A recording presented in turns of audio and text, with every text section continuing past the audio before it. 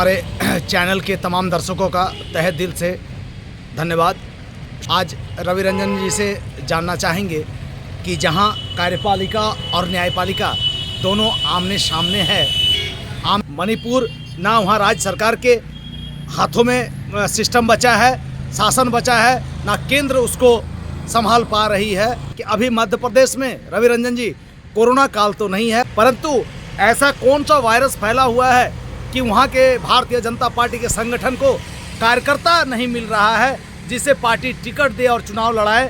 कल जो घटना हुआ है, ये 2 छात्रों की मौत के कारण वहाँ पर दंगा फिर से भड़क गया है और मणिपुर के जनता ने जाकर के बीजेपी के कार्यालय को जला दिया है और पुलिस के गाड़ियों को जला दिया है। लेकिन ये सब जानते हुए भी हमारे गृह मंत्री अमित शाह जी मिलिट्री के एयरक्राफ्ट से राजस्थान पहुंच जाते हैं चुनाव प्रचार कराने, यानी कि देश चल रहा, उनसे इन लोगों को कोई मतलब नहीं है।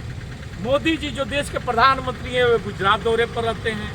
गृह मंत्री जी ये सब जानने के बाद, सुनने के बाद मिलिट्री के एयरक्राफ्ट से राजस्थान चले जाते हैं, जबकि ये एयरक्राफ्ट चाहता तो मणिपुर भी जा सकता था और मणिपुर के हालातों को जायजा लेता, वहाँ पर उसको नियंत्रित करने की व्यवस्था करता। लेकिन वहाँ लोग सड़कों पर निकल गए हैं, वहाँ पर भी जो बोला जाता है दंगा फसाद चल रहा है। लेकिन हमारी सरकार इससे निर्भीक होकर के वो चुनाव के पीछे पड़ी हुई है। चुनाव की बीच ढंग से ये आपका मध्य प्रदेश जीत जाए, राजस्थान जीत जाए, ऐसा लग रहा है कि देश में शासन नाम का कोई चीज अब नहीं रह गया है, क्योंकि चुनाव ही सबसे सर्वोपरि चीज है। मध्य प्रदेश में ऐसी स्थिति आ गई है, ऐसा पोजीशन आ गया है भाजपा का कि वहाँ पर चुनाव लड़ने के लिए कोई के लिए तैयार नहीं है। इसलिए मोदी, अमित शाह और नड्डा साहब जो राष्ट्रीय अध्यक्ष हैं ये भाजपा का, ये लोग केंद्रीय मंत्री, सांसद और जो इनके राष्ट्रीय महासचिव है उन लोगों को चुनाव लड़ाया जा रहा है। मोदी जी मन की बात अपना रात में सोते हैं और उनको याद आता है कि चलो मंत्रियों को सबको लड़ा दो चुनाव भाई। ये केंद्रीय मंत्री और सांसद ही चुनाव नहीं लड़ रहे हैं, हमारे देश का उपराष्ट्रपति भी पहला बार ऐसा हो रहा है मोदी सरकार में, भाजपा सरकार में, कि हमारे जो रिटायर कोविंद साहब है उनको भी 1 नेशन 1 इलेक्शन के अध्यक्ष बना करके, यानी वो ये दिखाना चाहते हैं कि ये संविधान से कोई अब इनको मतलब नहीं रह गया है, इन लोगों इन महामहिमों की मान प्रतिष्ठा से कोई मतलब नहीं रह गया है। जो हमारे उपराष्ट्रपति जी हैं जो धनखड़ साहब, को अभी 13 महीना उपराष्ट्रपति बने हुआ और 13 महीना में 45 बार राजस्थान गए हैं और कल उनका जो प्रोग्राम था वो 1 दिन में उनका 5 प्रोग्राम कराया जा रहा है। ये स्थिति हो गया है। लेकिन यदि राष्ट्रपति, उपराष्ट्रपति को भी इस कार्य में लगा दिया जाएगा तो हमारे अब ये यही बच गया है नैतिकता। लगता है कि मोदी सरकार, भाजपा और आरएसएस को हमारे संविधान से विश्वास उठते जा रहा है और इनसे महामहिमों के साथ में बर्ताव किया जा रहा है और उन लोगों को भी पार्टी के कार्यकर्ता के तरीके से काम करवाया जा रहा है। ये मोदी जी का हम ही सब कुछ है, हम ही देश है। देश की हालात को आज मोदी सरकार गर्त में धकेल चुका है। 70 साल में पहली बार इस ढंग का स्थिति पैदा हुआ होगा कि एक तरफ न्यायपालिका खड़ी हो गई है और दूसरी तरफ जो मोदी सरकार है वह, इसका कारण जानते हैं क्या है? जो भी कोर्ट का आदेश हो रहा है, केंद्र सरकार को भेजा जा रहा है, उसको इम्प्लीमेंट नहीं किया जा रहा है, उसको लागू नहीं किया जा रहा है।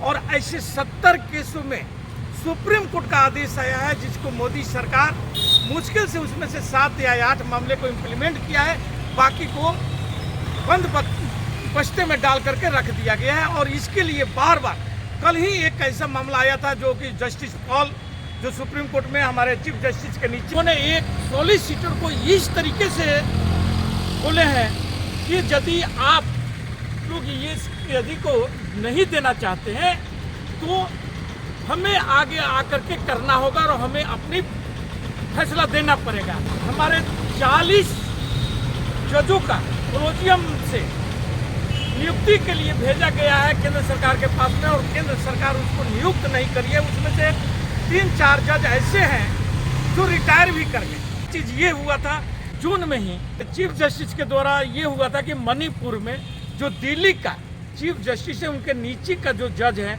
उनको वहाँ पर चीफ जस्टिस बना करके भेजा जाए, क्योंकि चीफ जस्टिस के ही आदेश पर एक आदेश दिए थे जिसके चलते वहाँ पर ये आग भड़की है।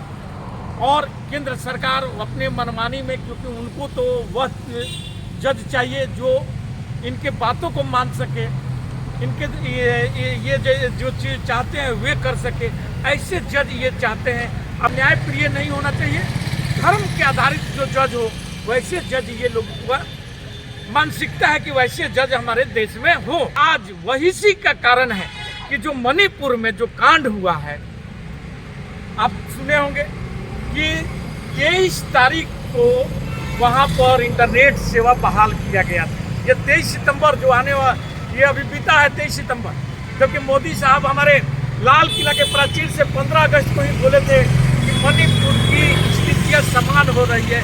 लेकिन 23 तारीख को जब वहाँ पर इंटरनेट सेवा स्थापित किया गया, बहाल किया गया, तो इसका मतलब है कि वहाँ पर स्थिति अच्छी नहीं थी। कल जो घटना हुआ है, ये 2 छात्रों की मौत के कारण वहाँ पर दंगा फिर से भड़क गया है मणिपुर में, और मणिपुर के जनता ने जा करके बीजेपी के कार्यालय को जला दिया है और पुलिस के गाड़ियों को जला दिया है। लेकिन ये सब जानते हुए भी हमारे गृह मंत्री अमित शाह जी मिलिट्री के एयरक्राफ्ट से राजस्थान पहुंच जाते हैं चुनाव प्रचार कराने, जो कि आप टीवी चैनलों और न्यूज़ों में भी देख सकते हैं, आपके भी चैनल पर भी दिखाया गया होगा कि वहाँ पर जा कर के ये प्रचार प्रसार कर रहे हैं। यानी कि देश चल रहा, उनसे इन लोगों को कोई मतलब नहीं है। मोदी जी जो देश के प्रधानमंत्री हैं, वे गुजरात दौरे पर रहते हैं। गृह मंत्री जी ये सब जानने के बाद, सुनने के बाद मिलिट्री के एयरक्राफ्ट से राजस्थान चले जाते हैं, जबकि ये एयरक्राफ्ट चाहता तो मणिपुर भी जा सकता था और मणिपुर के हालातों को जायजा लेता, वहाँ पर उसको नियंत्रित करने की व्यवस्था करता।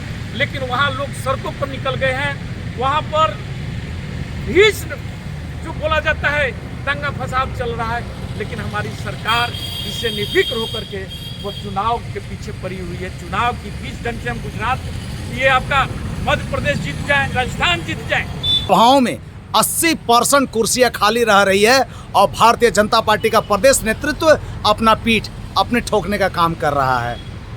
धन्यवाद रवि रंजन जी। जय हिंद, जय भारत।